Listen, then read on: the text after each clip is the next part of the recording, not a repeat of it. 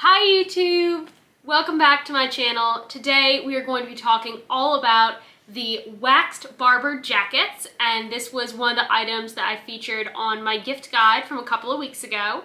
This is a different location. I'm actually in my parents' house and I'm here with my wonderful father, who is both an accounting professor but also currently is a history student because he has always had a dream of getting a history major, and he loves these Barbour coats. He actually has 4 of them.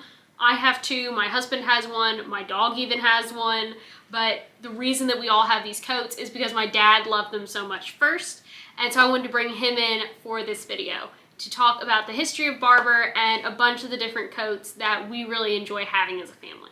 Well, thank you, Victoria. I'm really excited to be here. I love talking about my Barbour coats. So a little bit about Barbour Coats. Barbour Coats started making coats in 1894. The company's founded by John Barbour. And the fabric that they chose to use is called a waxed cotton fabric. Now, up until that point, the primary fabric that would be used by seagoing sailors or fishermen would be an oilcloth kind of fabric. That cloth was usually had a lot of linseed oil in it. It made the fabric very heavy. It made the fabric feel very oily, and it actually had some toxicity to it. So Barbour started using the waxed cotton fabric. On this coat here, you might be able to see it very well. How the fabric is somewhat shiny. It's because I've recently had this one re-waxed, and we'll talk about that in just a little while. But this waxed cotton fabric is very light. It primarily uses a paraffin wax. It does have some oils in it to help it absorb more into the fabric, but it is primarily a paraffin wax on the coats. Let me see if we can get a better view so you can see that material really well. So they began making coats, and it obviously, as the people who used the coats, the sailors would sail around the world. Many people all over the world in different ports would see these coats, and they really liked them. By 1917, 75% of J. Barbour & Sons sales were through their catalog business. They began to also produce suits, particularly in the 1930s, mid-30s, for the motorcycle crowd. People like to ride motorcycles. Then in World War II, they began to supply coats to the military, primarily the Army and to the Navy.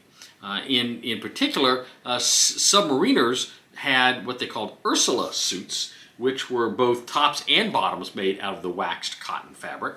And as submarines are just damp vessels in the 1940s. They weren't perfectly dry, and every time you came up and went out, you were subject to the mist and the spray in the sea. So having that kind of clothing would keep you dry. After the war, all the soldiers that came back still had their waxed cotton coats, and they began to wear them, and people saw them, they liked them, and so sales took off. Then in 1974, His Royal Majesty Prince Philip, the Duke of Windsor, issued a royal warrant. Now, a royal warrant is permission from the royal family for a supplier of goods or services to the family to use their name. So normally, if you're a provider of goods or services to the royal family, you're not supposed to tell people that you're providing goods and services to the royal family. The royal family doesn't want their name to be used in that way, unless it's a product that they really like. And Barbour Coats is a product that the royal family really likes. If you watch the miniseries The Crown, in many scenes, particularly scenes when they're outdoors, they're in Scotland, there's one scene where Prince Charles is shown sitting on a cliffside in Wales, contemplating what he's going to say when he's installed as the Prince of Wales, and he's wearing a Barbour coat. Many scenes where various members of the family are wearing these Barbour coats. And many scenes in real life as well. We can see constantly, anytime that the royal family is outside doing something athletic, doing something in the outdoors, you'll see Prince William wearing his Barbour coat. You'll see Kate wearing one of her Barbour coats or one of her Barbour vests. And she wears both the wax style as well as the quilted style, and we'll show you both of those in a little bit. So they got the first royal warrant in 1974. Then in 1982, the Queen issued them another royal warrant. And then in 1987, Prince Charles issued a royal warrant. So they've had 3 royal warrants, and that's pretty unprecedented for a company to get that many royal warrants. And then if you watched James Bond in Skyfall, when he goes to his ancestral home in Scotland and prepares to battle the evil forces that are coming to get him, he's wearing a Barbour coat. So Barbour coats are pretty much ubiquitous in England. And everybody has them, everybody wants them. They're absolutely fantastic coats. They're not cheap. The quilted ones can generally be, they can go as low as about $200. Most of the Barbour coats are going to be in about the $400 range. On regular price, however, you can find sales, particularly some of the companies will do sales on Black Friday. And if I happen to see any of those sales coming up, I will put a link to those in the description. So let's go and show them some coats. All right. I'll show you the first one I got, which was my Bedale. I got it for my birthday. I think it was 2012 or 2013. It may have been 2012. So this is the Bedale. It is a classic. It's black. It has the waxed cotton. You'll notice on the Bedale they have the two large pockets down low. They also have some pockets up high for you to put your hands in and keep your hands warm. It does have the capability of adding a liner. This one does have a liner in it. And you can take the liner out if you need to. The liners are quilted, and actually the liners can be worn separately as a vest if you choose to do that. So I'm actually going to unzip half of this liner, and you can see that this is the exterior of what the liner vest looks like. There's also the quilted pockets on the liner, as well as the interior of the Barbour coats are generally, you will always see some type of a tartan pattern on them because that is also a very signature thing to Barbour. In addition to the corduroy collars that you will see on many of these coats that we're going to be showing you. So the Bedale does not come with a hood, but it does come with snaps on it so that you can attach a hood. The hood is really nice because it's made out of the same fabric, but it has a wire in it so you can shape it and form it to your face so it doesn't blow all over the place. So this is going to look a little bit ridiculous, but I'm going to put just my hood on. And so these are the snaps that we were talking about. And the hood fits on, normally it would be snapped to the back of a collar, but as you can see, it comes well over my face, so if it's raining, it's not going to just be thrown off the back, like a lot of hoods are, particularly for women. It also is not going to be dripping water in my face, because so often we'll see hoods that sit here. This one covers your face, and I have bent it to the angle that I like so that I can see out of it without getting water. But, if you can see on the camera, I can flex this, and it holds. Because of that wire that is inside this hood. A couple of other features about this particular coat. First of all, the sleeves. I really like the sleeves on this coat. This is a coat I wear in cold weather, very cold weather. It has a sweater type of sleeve built into it, so when you have your hand in it, it creates wind, prevents wind from blowing up in the sleeve. And then finally, this coat was originally designed as a riding coat. Horse riding coat, equestrian coat, and on the inside of it, that's kind of interesting. First of all, it has the split tail on the back, but what's interesting about it is this portion. So the bottom 6 to 8 inches of this is made also out of a water-resistant fabric because as you're riding, this portion of the coat would probably touch the horse's coat, right? And the horse is going to sweat and create moisture, and this prevents the moisture from seeping into the pockets of the coat because it resists the moisture, which is kind of a neat feature. You only see that on the Bedale. Now they've got a female version of the Bedale, or a version of the Bedale for females. It's called the Beadnell. And that is actually the waxed jacket that I have. And so mine is in the green color. Unlike with the male version, they do not have that sort of sweater sleeve. It's just a regular sleeve that's lined with tartan. The sweater sleeve is something that you really see exclusively on the male jacket. But all the other features are there. We still have the hand-warming pockets. We have the lower pockets. And then in the back of the jacket, you still have this flap that is attached by snaps. And they are very strong snaps, but they will undo, and you can see that that is a different fabric there as well. But it's very much the same jacket. It's just a bit more tailored than the male version, as females are a bit more tailored in nature. So the next one I have is one I just got last year. It's called the Latrig. It's kind of a hard model to find of the jacket, but I like it. It's not as heavy as the Bedale. It has a lining built into it, a quilted lining, which is really nice. It's not removable, but it has the same corduroy collar that is classic to Barbour's. It does have, you can see it here, it's got a zipper because there's a built-in hood in this one. Now it's not flexible like the other one is. You can't shape it, but it is a built-in hood if you wanted to use it. This coat, again, has the same pockets. It's got the hand warmer pockets, but their hand warmers are down on the side behind the main pockets, so you can reach in here. This is designed more as a walking coat or a field coat, as opposed to the Bedale, which was designed as a equestrian coat. And that one is a little heavier. I will wear that one. The first one, the Bedale, I'll wear when it's about 20 degrees outside. This one I'll wear when it's more like about 35-ish to 45-ish. It keeps me nice and warm.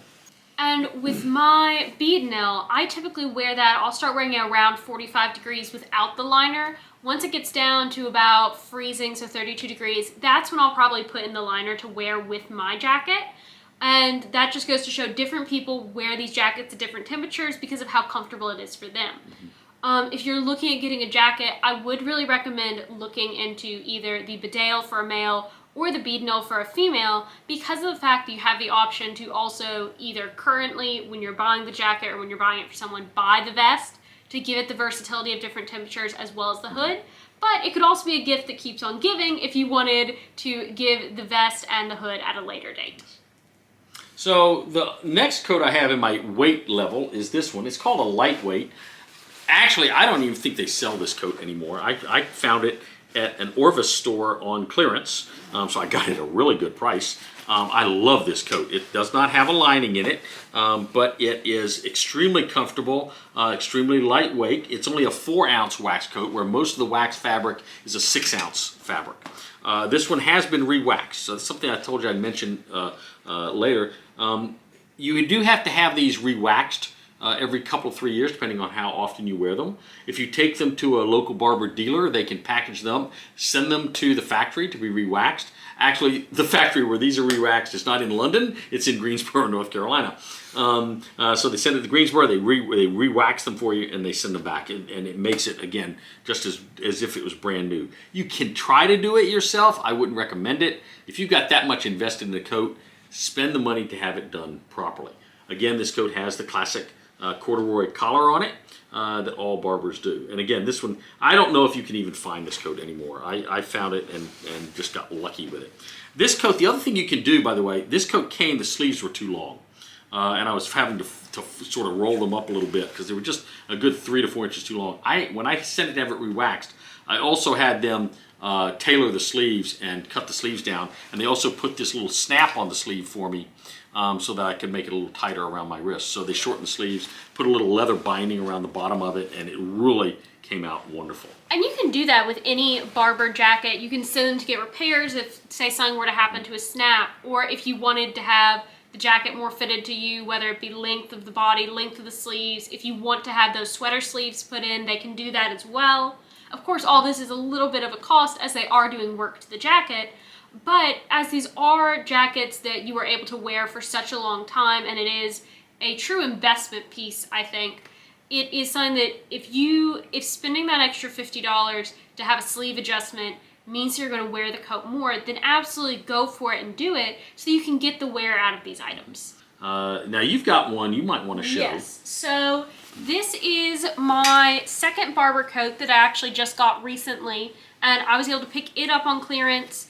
This is one of the quilted jackets. Kate Middleton wears a very similar one, and this is in a navy color. Again, we see the corduroy collar, but on this one, as opposed to having the tartan on the inside of the jacket, it's a solid color with some tartan piping, and then the real tartan is actually under the collar. So with all of these Barbour coats, it is very popular to see them flipped up with the collar, and so having this tartan with the collar flipped up, I think looks pretty cool, as well as just wearing it down low. This is a very lightweight jacket. It's about 50 degrees outside today, and I wore this perfectly comfortably. I could wear it cooler as well. This does not have the option for the hood. Typically, with the quilted coats, you don't have the option to zip in a lining or put on the hood. But if you're someone who maybe you don't like the look of the waxed fabric, maybe look into the quilted, because these are extremely comfortable and very quality jackets as well. It's just not what Barbour is famous for. So Now this coat I've got, this is the most recent one I got, and I picked this up on a sale as well on the Barbour site. You'll notice I've got this one, the sleeves are rolled up on it because the sleeves are a little long. I don't know if you can see that, but I've rolled the sleeves up on it about 2 or 3 inches because it's just a little bit long, the sleeves are a little bit long for me. This is just a plain cotton jacket, cotton windbreaker. It is not the waxed cotton. This is in the navy.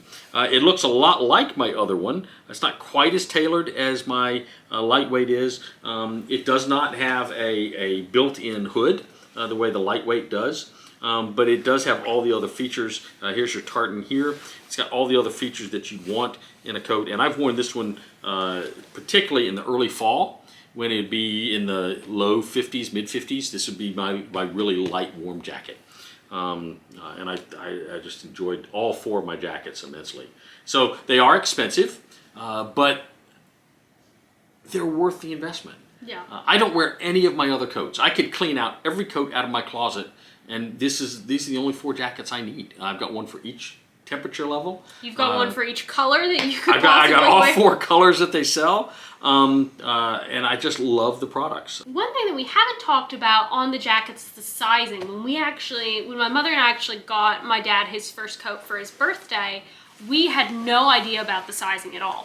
And something to note about these coats is that because it is a British brand, it is British sizing. I'm typically a US 00. My Barbour coats are both a size 2.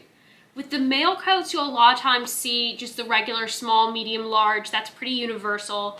But you do need to pay attention on coats like the Bedale because those do have sizing, and it's not the same as your regular male suit coat. So for instance, my husband is a 36 normally in the suit coat. He has a 38 in his jacket.